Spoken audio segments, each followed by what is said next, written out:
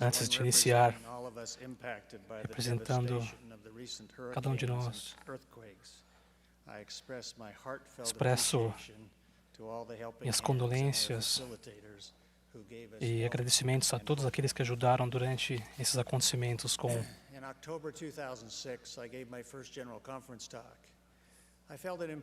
esses eventos recentes dos furacões.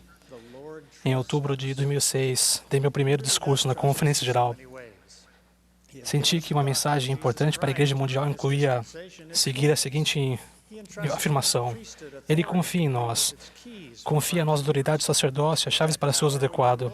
Com esse poder, podemos abençoar e servir as pessoas, receber as ordenanças e fazer convênios. Ele confia em nós, sua igreja restaurada e o templo sagrado. Ele confia a seus servos o poder selador para ligar na terra e nos céus. E Ele confia em nós para sermos pais terrenos, professores e cuidadores de seus filhos.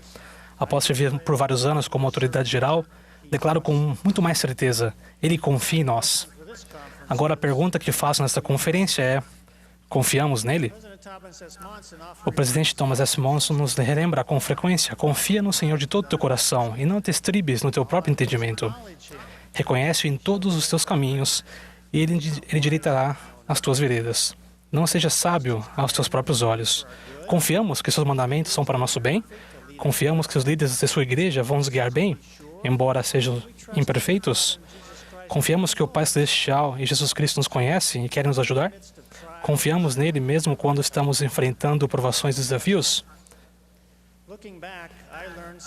Algumas das melhores lições que aprendi durante minha vida ocorreram nos momentos mais difíceis, na adolescência, na missão, começando uma nova carreira, esforçando-me para magnificar meus chamados ou criando uma família grande. Parece evidente que as dificuldades são para o nosso bem. A adversidade nos torna mais fortes, mais humildes e nos dá a oportunidade de nos provar. Nossos amados pioneiros passaram a conhecer a Deus em suas circunstâncias extremas. Por que foi preciso 2 capítulos para que Nefe e seus irmãos obtivessem as placas de latão e somente 3 versículos para persuadir a família de Ismael a unir-se a eles no deserto? Parece que o Senhor quis fortalecer Nefe por meio das dificuldades enfrentadas ao obter as placas. As adversidades em nossa vida não deveriam nos surpreender. Um dos primeiros convênios que fazemos com o Senhor é o de viver a lei de sacrifício. Sacrifício significa abrir mão de algo que desejamos. Com a experiência, percebemos que pagamos um preço pequeno quando comparado às bênçãos que recebemos.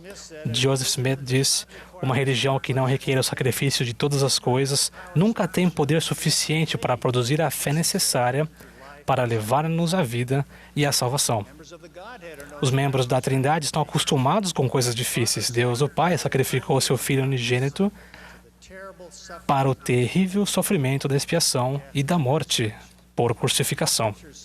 As Escrituras dizem que Jesus Cristo aprendeu a obediência pelas coisas que padeceu. Ele sofreu voluntariamente a agonia da expiação. O Espírito Santo espera pacientemente para nos inspirar, advertir e guiar, e depois, algumas vezes, é ignorado, mal interpretado ou esquecido. A adversidade é parte do plano do Evangelho. Um dos objetivos dessa vida é sermos provados. Poucas pessoas sofreram mais injustiças do que o povo de alma. Eles fugiram do iníquo reino e acabaram se tornando escravos dos lamanitas. Por meio desses desafios, o Senhor ensinou a eles que Ele castiga seu povo e prova sua paciência e sua fé.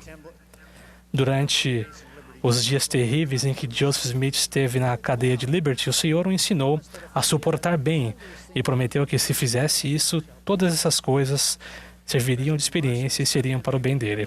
O presidente Monson pediu que escolhamos sempre fazer o certo mais difícil em vez de fazer o errado mais fácil.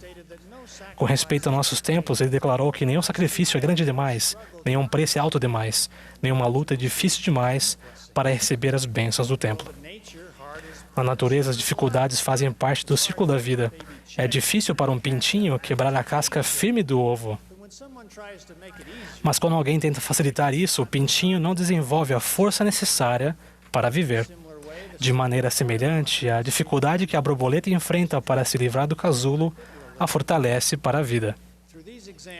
Por meio desses exemplos, vemos que a dificuldade é um princípio constante. Todos temos desafios. O que muda é como reagimos à dificuldade.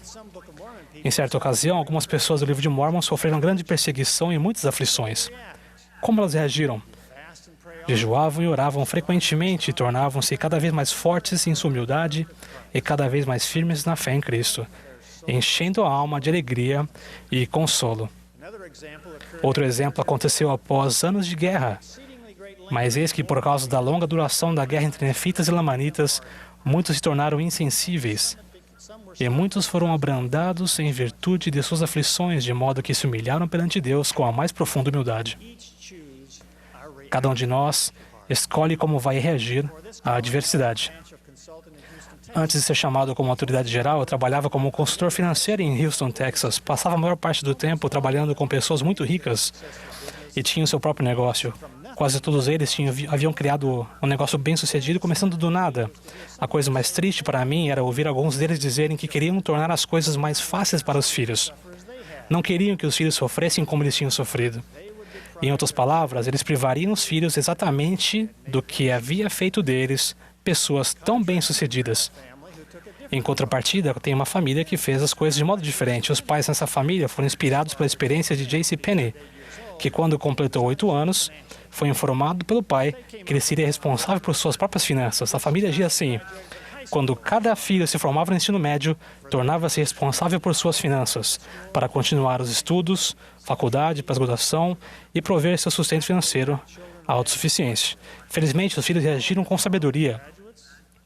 Todos se formaram na faculdade e vários deles fizeram pós-graduação, todos por si mesmos. Não foi fácil, mas atingiram a meta. Eles conseguiram com trabalho árduo e fé. A pergunta, confiamos nele, pode ser melhor formulada como, temos fé para confiar nele? Temos fé para confiar em suas promessas relativas ao dízimo de que, com 90% da nossa renda, mais a ajuda do Senhor, estaremos melhores do que com 100% da nossa renda anual sozinhos? Temos fé suficiente para confiar que Ele vai nos visitar em nossas aflições, que Ele vai contender com aqueles que contenderem conosco e que Ele consagrará nossas aflições para nosso benefício? Vamos exercer a fé necessária para guardar seus mandamentos a fim de que nos abençoe, tanto material como espiritualmente? Vamos continuar fiéis até o fim para que Ele nos receba em sua presença? Irmãos e irmãs, podemos ter fé para confiar nele. Ele quer o que é melhor para nós. Ele vai responder às nossas orações, vai cumprir suas promessas. Ele tem o poder para cumprir essas promessas. Ele sabe tudo. E, mais importante, Ele sabe o que é melhor. Nosso mundo hoje está difícil. O mal e a corrupção estão generalizados em todas as nações, o terrorismo correndo em lugares seguros, desemprego, doenças, desastres naturais, guerras civis, líderes despóticos e assim por diante. O que devemos fazer? Devemos fugir ou lutar? Qual é o certo? Cada uma dessas escolhas pode ser perigosa. Foi perigoso para George Washington e seus exércitos lutarem, mas também foi perigoso para nossos antepassados pioneiros fugirem. Foi perigoso para Nelson Mandela lutar por liberdade. Já foi dito que, para que o mal triunfe, basta simplesmente que os homens bons não façam nada. Em tudo o que fizermos, não devemos decidir nem agir com o espírito de temor. Verdadeiramente, Deus não nos deu espírito de temor. Compreendem que a ideia não temas é enfatizada em todas as Escrituras? O Senhor me ensinou que o desânimo e o medo são ferramentas do adversário. A resposta do Senhor para os momentos difíceis é seguir avante com fé. Cada um de nós pode ter uma opinião diferente sobre o que é difícil. Alguns consideram difícil pagar o dízimo quando eles não têm muito dinheiro. Os líderes algumas vezes acham difícil esperar que os pobres paguem o dízimo. Pode ser difícil para alguns de nós prosseguir com fé para se casar e formar uma família. Há aqueles que acham difícil contentar-se com o que o Senhor lhes concedeu. Pode ser difícil ficar feliz com o seu chamado atual. A disciplina da igreja pode parecer muito difícil, mas para alguns, ela marca o começo de um verdadeiro processo de arrependimento. A despeito do assunto, o difícil pode ser bom para aqueles que vão prosseguir com fé e confiar no Senhor e em seu plano. Meus irmãos e irmãs, presto testemunho de que esses líderes sentados atrás de mim são chamados por Deus. O desejo deles é servir bem ao Senhor e nos ajudar a estabelecer o Evangelho em nosso coração. Eu os amo e apoio. Amo nosso Salvador Jesus Cristo. Eu fico maravilhado com o grande amor que Ele tem pelo Pai e por nós para tornar-se nosso Salvador e Redentor. E por isso Ele teve que sofrer de tal forma que fez com que tremesse de dor e sangrasse por todos os poros e sofresse tanto no corpo como no espírito. E quando estava passando por essa situação terrível, estando ciente das suas necessidades, Ele expressou ao Pai: não se faça a minha vontade, senão a tua. Eu me regozijo nas palavras do anjo: não está aqui, porque já ressuscitou. Seu exemplo realmente é o caminho, a verdade e a vida.